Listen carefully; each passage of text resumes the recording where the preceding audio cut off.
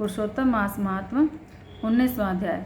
नारायण जी ने कहा कि हे नारद, भक्तवत्सल भगवान अपनी वाणी से सुदेव ब्राह्मण को प्रसन्न करते हुए बोले, हे द्विजराज, जिससे मैं प्रसन्न हुआ क्या यह तुम नहीं जानते? मेरा प्रिय पुरुषोत्तम मास आने पर तुम दोनों स्त्री पुरुषों ने उपवास करके पुरुषोत्तम मास की सेवा की है।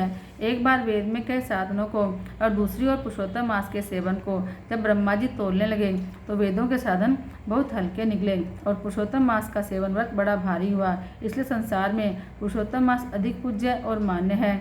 जो मनुष्य का जन्म लेकर भी पुरुषोत्तम मास में जप तप स्नान दान आदि नहीं करते हैं, वे जन्म जन्मांतर में दरिद्र होते हैं। अतः सब प्रकार से यत्न करके मेरे प्रिय पुरुषोत्तम मास का सेवन करना चाहिए। जो पुरुषोत्तम की सेवा करेगा वह भाग्यवान होकर मुझको प्राप्त होगा।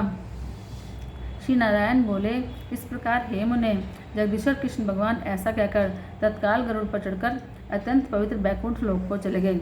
स्त्री सहित सुदेव ब्राह्मण मृत प्राय होकर फिर जीवित हो गए और सुखदेव को देखकर रात दिन अत्यंत हर्षित होते रहे और कहने लगे कि अत्यंत आश्चर्य की बात है, ऐसा मास कहीं भी न देखा और न सुना। इस प्रकार आश्चर्ययुक्त होकर वह सुदेव ब्राह्मण अत्यंत श्रद्धायुक्त होकर पुरुषोत्तम मास का सेवन करने लगा।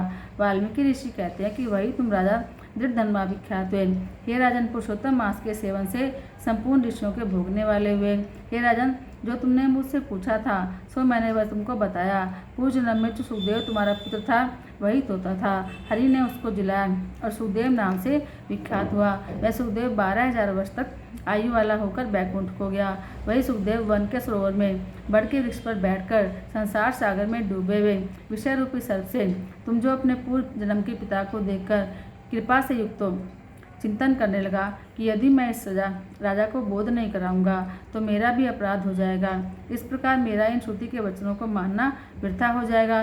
इसलिए मुझको अपने पूर्व जन्म के पिता का उपकार अवश्य करना चाहिए। ऐसा सोचकर ही उस तोते ने तुमको ज्ञान दिया। बोलो श्री कृष्णचंद्र भगवान की जय।